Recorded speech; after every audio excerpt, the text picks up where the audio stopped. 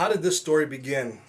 I guess it all started about 3 years ago. Well, wait a minute. It started a little bit before that. I'd been very fortunate enough to dig with Dr. Bob Bacher, a premier paleontologist in the United States, and we dug in Como Bluff, one of the great dinosaur dig sites in the United States. And we were digging dinosaurs and had a really great time, discovered some really neat things. And then the next year I went down to Nebraska and I was fortunate enough to dig with Dr. Michael Voorhees. We were digging up 11 million year old mammals, and it was just really a great deal of fun. But I started looking for another group of paleontologists to dig with, and I'd come across the Burpee Museum of Natural History in Rockford, Illinois. This is a group of dedicated paleontologists and amateurs and volunteers who go out into the deserts and dig up dinosaurs, bring them back so people can see, learn, and study what dinosaurs are all about. A really lucky group of people. They went out to Montana and they discovered a dinosaur they called Jane. It was a juvenile T-Rex. Pretty complete T-Rex too. And they also discovered a couple of triceratops, one of which they named Homer. Well, I went out to the Badlands of Montana with them 3 years ago, and I was digging on the rib cage or some rib sections of a T-Rex dinosaur. And after a couple days digging in one location, I got pretty tired, decided to get up and walk around. I walked across a ridge, walked to the top of a hill, and I looked down at my feet, and right there I found the bones of a triceratops. They were pretty badly damaged. They were deteriorated so badly they really weren't worth anything to science. But it was that joy discovery that really sparked my renewed interest in dinosaurs and with the crew from the Burpee. Well, while we were there in Montana, they got a phone call from the Utah Bureau of Land Management, and they said that there were some dinosaur bones down in Utah. So Scott Williams and a couple other people from the museum went down to Utah to check it out, and sure enough, they'd found dinosaur bones. Well, 2 years ago, the entire crew returned to Utah, to the deserts of Utah, and started prospecting and digging up some of these dinosaur bones.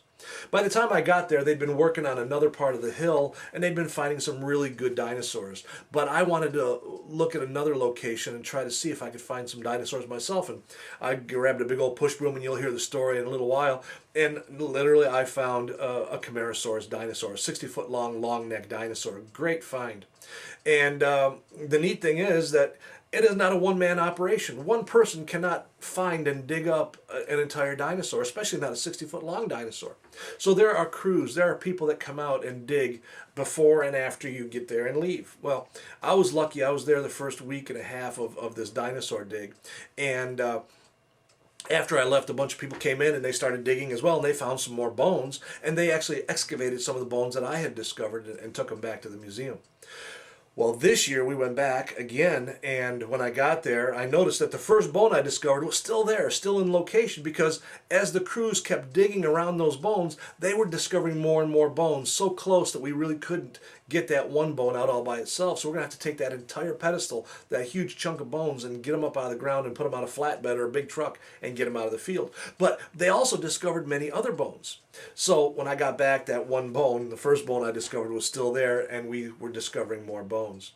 What you're going to see in this program is you're going to see what a dinosaur dig site looks like. You're going to see what it takes to remove dinosaur bones. You're going to see kind of a dig site that's a little bit noisy at times. We have compressors and air jackhammers and generators we use for power, because we're out in the middle of the Badlands. We're out in the middle of the San Rafael Desert. There's no power out there, so we have to bring all our tools with us. So it gets a little noisy sometimes. And we'll be describing what this dinosaur dig site is really all about and what it looks like. Just prior to that, I will be describing a little bit about the formations in the area, how the area was formed, and some of the other rock outcroppings that are there as well. But we're going to also go take a look at some of these dinosaur dig sites, especially my Camarasaurus site that I discovered last year. We kept working on this year, so it's probably going to take another year, maybe two, to get this Camarasaurus out of the ground, and then it's going to take some time to get him cleaned up in the museum before he can be put on display at the museum. So join me for the next half hour or so. Let's go out and learn what a dinosaur dig site is all about and what it feels like to actually dig dinosaurs. Come on, let's go take a look. These are the red sandstone cliffs that comprise the Entrada Formation. It's a spectacular Jurassic outcropping that was deposited in a nearshore environment. The water was shallow and there were no beach environments, so obviously there are no dinosaurs that are found here. Nevertheless, this Jurassic outcrop is really quite spectacular. Well, what you see behind me is the Somerville Formation. During the Jurassic, this area was a shallow, saltwater tidal flat. As tides moved in and out, they deposited sand, silt, and mud along the entire flat. Over time, the layers built up, one on top of another, on top of another, and so on. Erosion, over the last 50 million years or so, have left this wonderful formation exposed. At the top of the cliff, you can see the beginnings of the saltwash member. It is actually a hard sandstone cap. Not visible here is the brushy basin member. That is where we find the Jurassic dinosaurs. This cliff, however, graphically shows how sedimentary rock is formed layer upon layer upon layer.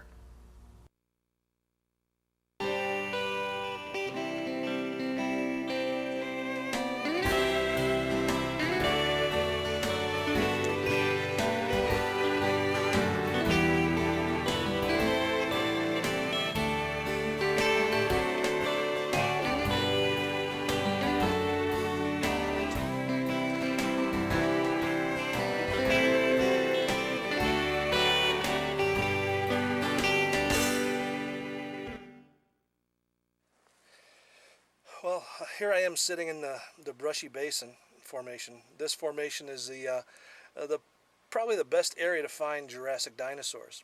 There are some Jurassic dinosaurs that can be found in the Tidwell and the Salt Wash, but by far the brushy basin formation has a great deal of dinosaur material in it. And although it doesn't look like it right now, at one time I'd be sitting at the bottom of a river, a raging river. We're not quite sure how wide the river was.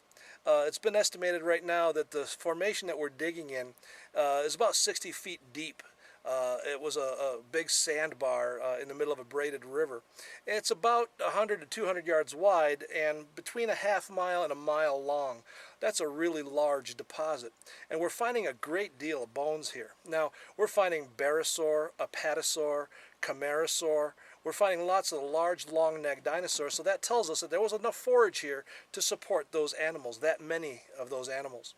The neat thing about this area is it was, again, a point bar. Animals that died and fell into the river, or maybe died by the side of a river, during high water periods, they'd be washed into the river and washed downstream. And those creatures would get stuck on those point bars. And it's those point bars right now that we're concentrating our efforts and try to dig up all those dinosaurs that we're finding. We found an allosaur dinosaur here as well, a meat-eating dinosaur, found parts of him. And it's believed that we found a little bit of stegosaur, but we definitely have Barosaur, Apatosaur, Diplodocus, and Camarasaur dinosaurs in this location. So again, had to be a very, very lush area for these creatures to be able to eat and eat enough food to keep them alive.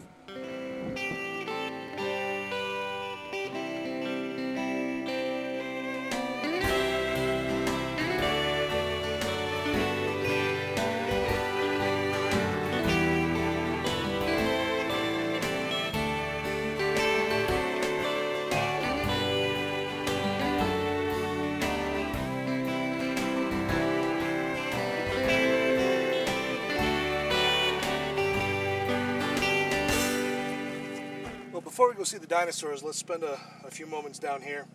You might hear a little bit of background noise up above me. We've got some generators working, some air compressors, trying to get rid of some of this hard bedrock sandstone. Way down below me is the Entrada Formation, and right up above the Entrada is the Somerville Formation. We've seen those already. Right now we are in the Morrison Formation, and this is more commonly known as the Brushy Basin member. The Morrison is made up of several members. The Tidwell, the Salt Wash, and then the Brushy Basin. The Brushy Basin by far is the one that shows us where most of the dinosaurs are. This is really the richest part of the Morrison Formation. This is a great example of some of the cross-bedding that occurs when you have lots of flooded rivers, rivers that periodically flood and recede, flood and recede. Down here at the bottom we see a really fine-grained sandstone. This was probably deposited during a long period of fairly calm water where not a lot of pebbles are washed downstream. Nothing's really washed downstream. So this is the first layer that we're looking at right here. Nice, soft, fine-grained sand. Right up above it, though, you see a whole bunch of heavy pebbles, a really great concentration of heavy pebbles. This probably happened during some sort of a flood event. Either a large rain came down from the hills, whatever happened, the river really swelled and started running very quickly. And as it did so, it deposited these large pebbles on top of that fine-grained sand. Well, over time, the river started to slow down, started to dry up. Again, a lot of periods of flood and recede, flood and recede. So the next period we have right up above here, we've got an area where there's some fine-grained sand mixed in with some finer pebbles. So you can see real lot of rain coming down, a lot of water coming down the river, then a little bit of less water. Then up above that, we're back to a fine-grained sandstone. Water slowed down, the river slowed down and started to meander again. Right up above that, we've got again hard, coarse pebble, then fine pebble, then soft grained sand, hard pebble. This went on time and time and time again. And because this was a braided river, what would happen is the dinosaurs, as they're walking around living and dying, sometimes they'd fall into a river. And that river, when it swelled, it would carry those carcasses downstream. Being a braided river with lots of river bends and point bars and sandbars, those dinosaur carcasses would get stuck up on those point bars. What we have here is one of those point bars. This area that we're digging in right now, Hanksville Burpee, has been determined to be about 60 feet thick. And it's about 200 yards wide and about a half-mile long. Some people kind of estimate it's over a mile long, but this area right now is very rich with dinosaur bones. Even embedded in this little cliff we have right here, there are some dinosaur bones protruding out. But by far the most dinosaurs that we're finding are up above, way up above, about 30 feet higher than I am right now, and that's the area where we've got lots of dinosaur bones where we're working on. That's where the Camarasaurus was found. We found the Barosaurus up there. There was Allosaurus, Apatosaurus. A lot of dinosaurs were stuck up on that point bar far up above us. So let's go have some fun and let's go take a look at some dinosaur bones. Let's go.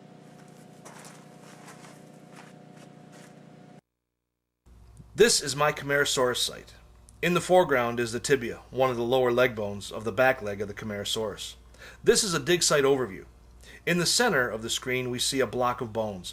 Don't pay attention to the white spots. Those are areas where we dribbled plaster last year while we were plastering the bones. It'll come off easily in the prep lab. Under and around the tibia are more bones, so many that we cannot remove them individually without damage to the others. In this case, we will pedestal the entire block of bones, plaster jacket them, roll and remove them in one large block. The tibia and fibula rest here, as well as both pubae, parts of the pelvic structure, as well as the sacrum, again, part of the hip structure. As we keep digging in an effort to pedestal the site, we find more and more bones. Well, here I am sitting at the Camarasaurus site. This is the first bone that I discovered last year. It was really quite exciting. Everybody's working on a different location, and I came over here just with a big old push broom. No real clue what I was looking for other than there was a lot of float here, so I had no idea that there were a lot of bones here other than the float.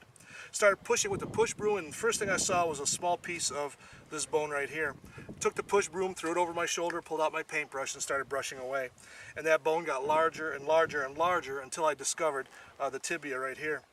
Right after that, I started moving a little bit uphill a little bit, and I found another bone right there that I believe is the fibula that comes down and attaches down here. On top of that, I did find some pieces of the hip bone. Now, this bone right here I didn't find last year. This was all covered by dirt. A lot of this opening right here, this hole, that was all still full of dirt, and there were still some bones in there. But the crews, since I was here last year, had already been starting to remove a lot of the bones. So down here we find the hip structure of this dinosaur, a Camarasaurus. Well, after I found all those, I said, well, okay, that's fantastic. I wanted to look for something else. So I picked up my push broom and I moved up the hill about 6 or 7 feet, started brushing with my push broom, and sure enough, I found the distal end of a humerus. And again, being so excited, I found it. I threw the push broom over my shoulder, got down with my hands and knees on that humerus, and I started brushing with the brush. And the more I brushed, eventually I ended up with a humerus the size of my arm. From there, I started moving uphill just a little bit, and I found one scapula, then the other scapula, and then I found the coracoid. So I had discovered basically the hip structure and the shoulder structure of a Camarasaurus dinosaur. So here we are this year, getting ready to start digging again and try to get this Camarasaurus out of the ground. This is just a brief view of the tools that I use. No bulldozers, no backhoes, just brooms, brushes, dental picks, hammers, chisels, trowels, dustpans, and plenty of water and sunscreen. We do use air jacks, mini jackhammers powered by air compressors that are powered by generators. Obviously, there's no electricity out here in the desert.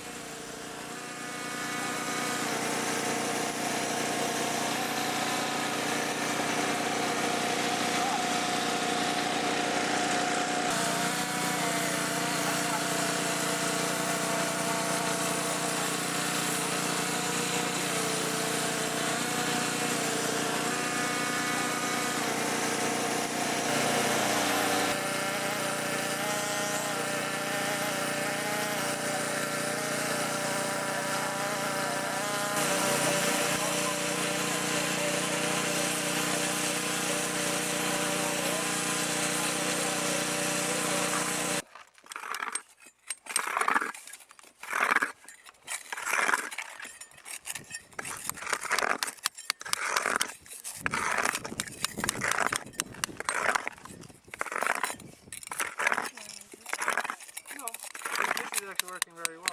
With each scrape, like to have what I got this year. Yeah, somewhat. We are removing dirt to the left side of the jacketed rib. The tibia is within 6 inches of the rib, so we have to remove the dirt in order to roll the bone.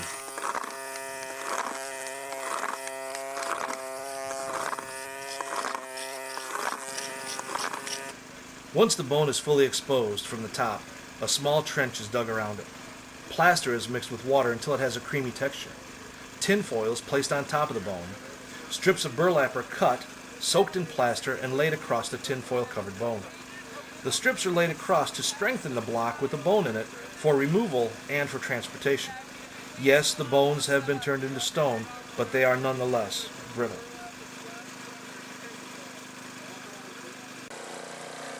Once again, we turn our attention to the trench. It is widened and the bone is undercut and pedestaled so we can roll it over, plaster on the other side. Because the tibia is still there in its location just to the right of the plastered bone, we need to remove a large amount of dirt to the left in order to safely roll the rib, breaking it free from its 150 million year old tomb. The jacketed bone is very heavy and as hard as a rock.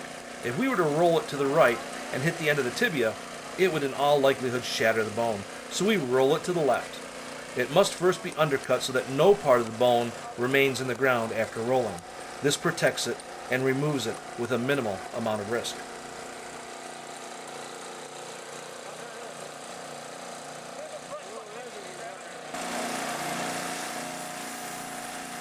It's time to roll and remove the bone. A final undercut and wiggle.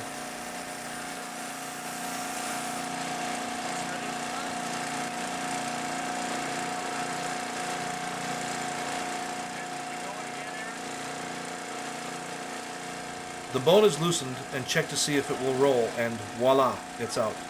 This is the way most bones are removed from their resting place. Bravo.